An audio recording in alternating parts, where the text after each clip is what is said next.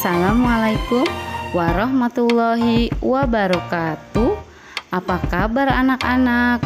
Ibu berharap anak-anak dalam keadaan yang baik, sehat, dan siap untuk belajar di semester 2. Ayo anak-anak, sebelum kita mulai belajar, mari sama-sama kita membaca doa terlebih dahulu. Kita awali dengan membaca basmalah. Bismillahirrohmanirrohim.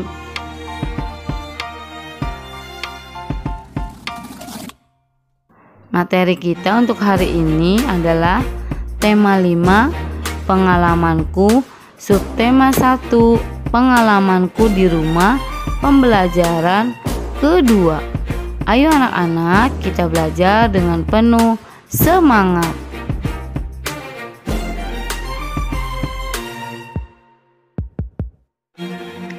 Benny dan ayahnya sedang bermain kuda-kudaan. Benny menirukan posisi kuda yang diperagakan oleh ayahnya. Coba kalian perhatikan gambar berikut ini. Perhatikan bagaimana posisi tangan Benny, juga posisi tangan ayahnya.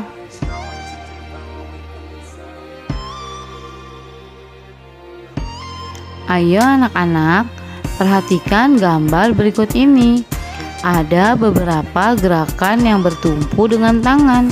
Gerakan ini dilakukan oleh Benny. Yuk sama-sama kita perhatikan satu persatu gambarnya. Gambar yang pertama, gerakan tengkurap dengan telapak kaki dipanjangkan, tangan ditegakkan sehingga badan menjadi tegak.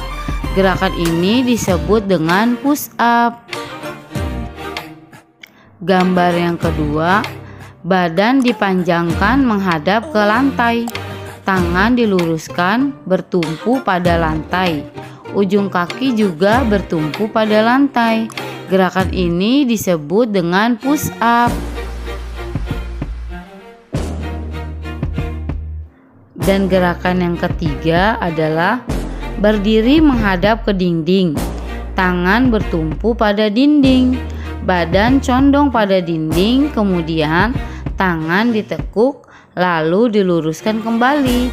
Gerakan ini disebut mendorong tembok. Baik anak-anak, kalian sekarang bisa mencoba ketiga gerakan yang tadi sudah dilakukan oleh Benny. Bisa kalian contoh di rumah. Contoh bersama keluarga kalian atau saudara di rumah. Kemudian tuliskan gerakan apa saja yang tadi sudah Benny lakukan dan bagaimana cara melakukan gerakan tersebut. Tulis di buku paket halaman 15.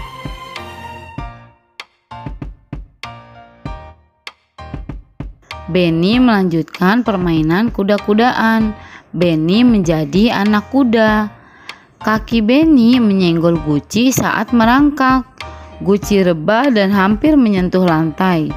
Ayah Benny menyambut guci tersebut. Guci disambut sebelum rebah di lantai. Benny dan ayahnya bersyukur karena guci disambut dengan cepat.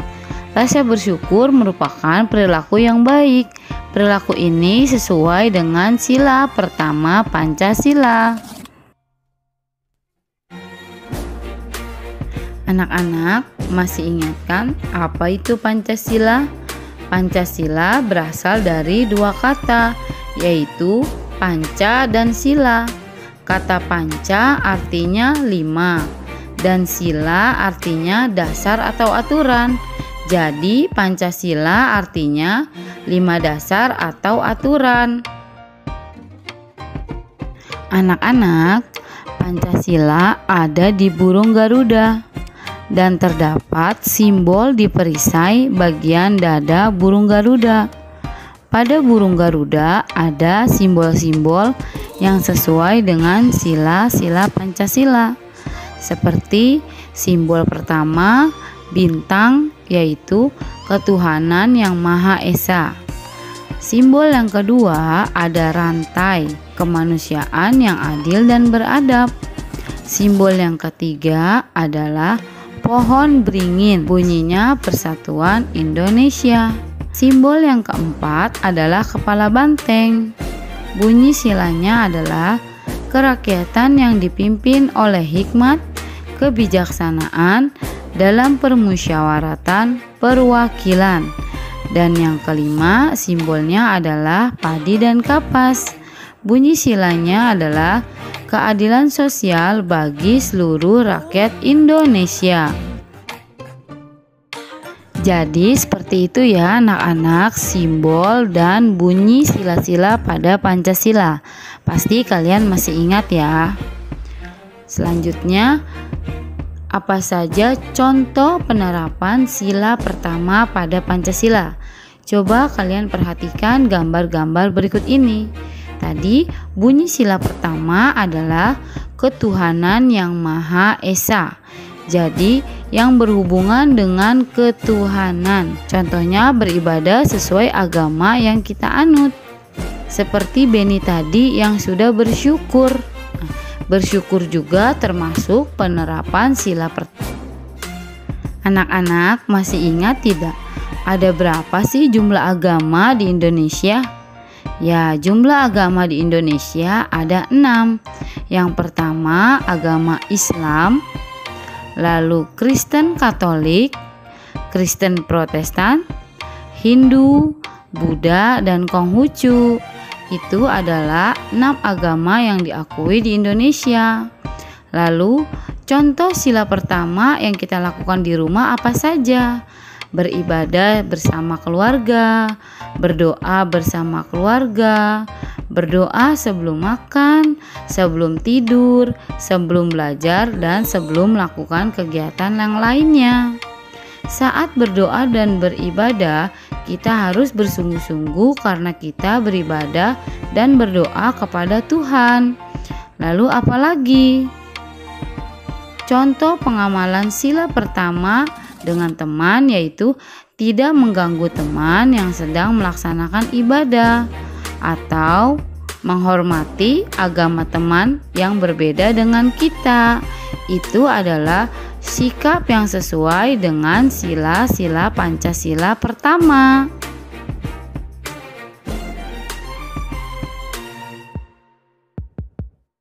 Ayo anak-anak, sekarang kita berlatih. Perhatikan gambar-gambar berikut ini. Gambar-gambar tersebut mencerminkan sila Pancasila. Berikan tanda contreng pada gambar yang menunjukkan sila pertama. Coba kalian perhatikan gambarnya dengan teliti. Kerjakan di buku paket halaman 17. Kemudian, tuliskan sikap yang sesuai dengan sila Pancasila yang pertama di buku paket halaman 17.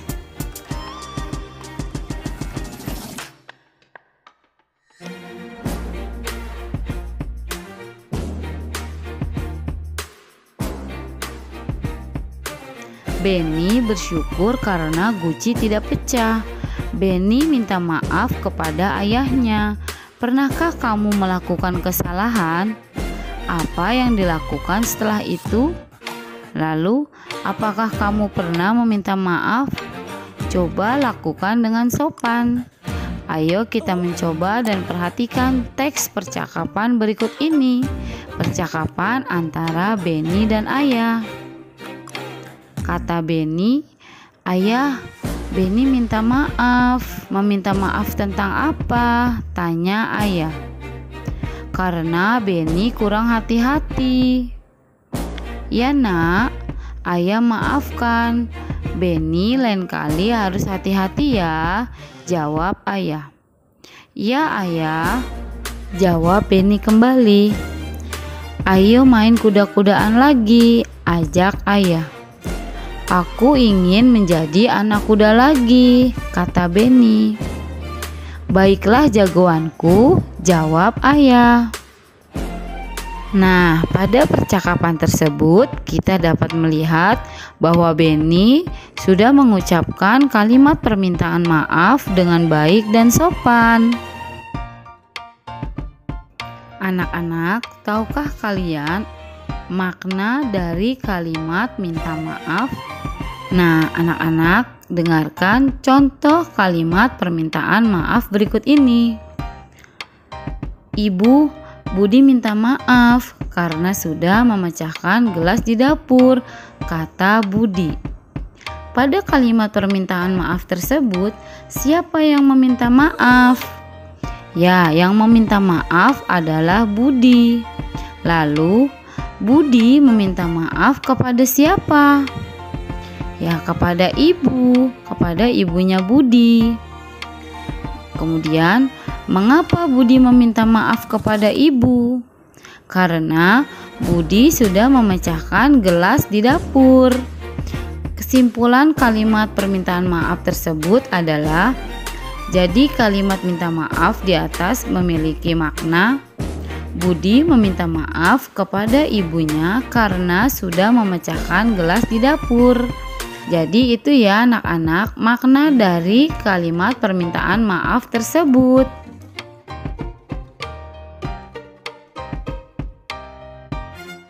Selanjutnya, ayo kita menulis. Pada percakapan antara Beni dan ayah, tadi Beni meminta maaf kepada ayah. Sekarang tugas kalian adalah menuliskan ungkapan permintaan maaf Beni kepada ayah.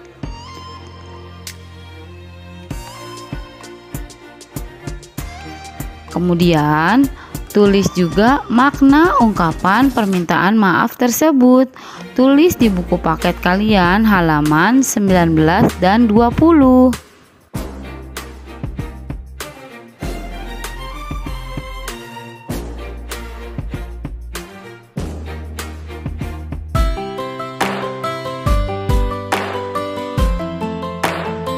Alhamdulillah, terima kasih anak-anak soleh dan soleha.